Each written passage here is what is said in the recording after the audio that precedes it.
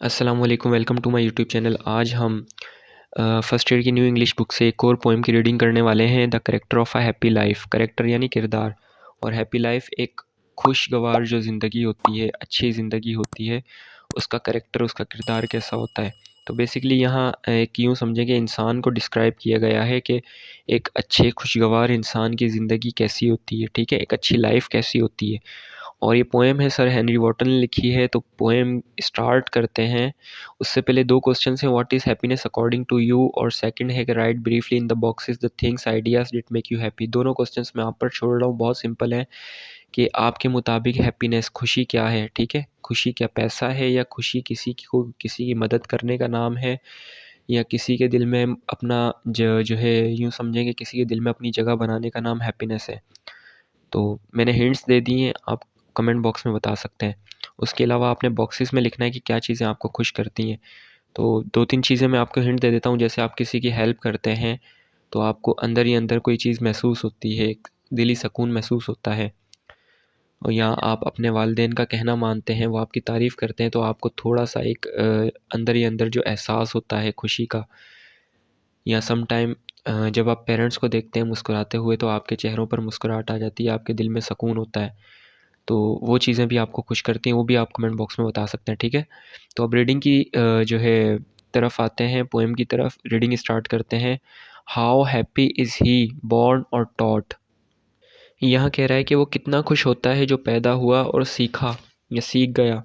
That served not another's will, कि किसी की मर्ज़ी पर नहीं चलना है, ठीक है। Who's armour is his honest इस थॉट, उसकी जो ज़रा बख्तर है, ज़रा बख्तर जो होती है वो आर्मर होती है, जो जंगों में एक लोहे का लिबास पहना जाता है ना, उसे कहते हैं, ठीक है, ज़रा बख्तर। तो उसकी जो ज़रा बख्तर है उसकी मुखलिस सोच है, ऑनेस्ट थॉट है। And simple truth is utmost skill, और जो एक सादा सच है, तो सच जो है, सादा सच, वो उसकी निहायत ही यूँ समझें कि अहम महारत है। Whose passion not his masters are, यहाँ कह रहा है कि जिसके जज्बात जो हैं वो उसके मालिक नहीं हैं। Whose soul is still prepared for death, जिसकी रूह हमेशा मौत के लिए तैयार रहती है। Untied unto the world by care, यहाँ कह रहा है कि वो दुनिया के बंधनों से बंधा हुआ नहीं है, और वो उसे कोई परवाह नहीं है, लापरवाह है वो दुनिया के बंधनों से।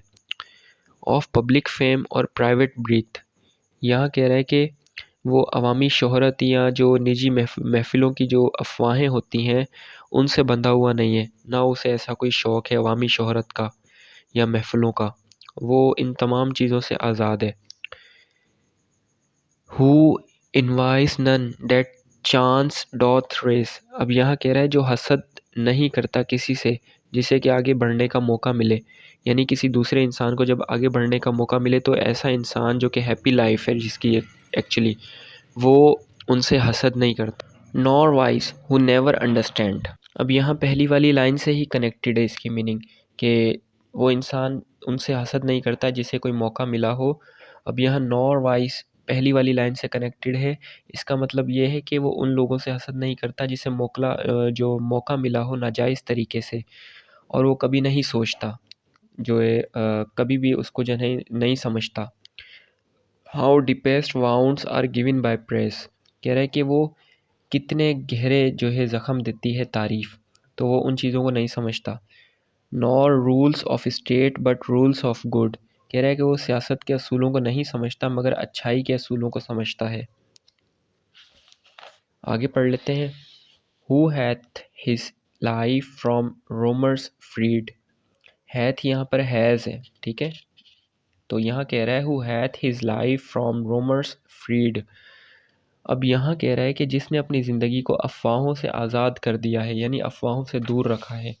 Who's conscience is his strong retreat, कह रहा है कि उसका ज़मीर उसकी मजबूत पनागाह है। Whose state can neither flatterers feed, कह रहा है कि जिसका किरदार ना तो खुशामदियों की चरागाह है, नॉर रुइन मेक ऑप्रेसर्स ग्रेट, और कह रहा है ना ही खंडरात किसी जालिम को अजीम बनाते हैं। यानी कि रुइन मतलब खंडरात, ठीक है, वैसे तबाही को भी कहते हैं।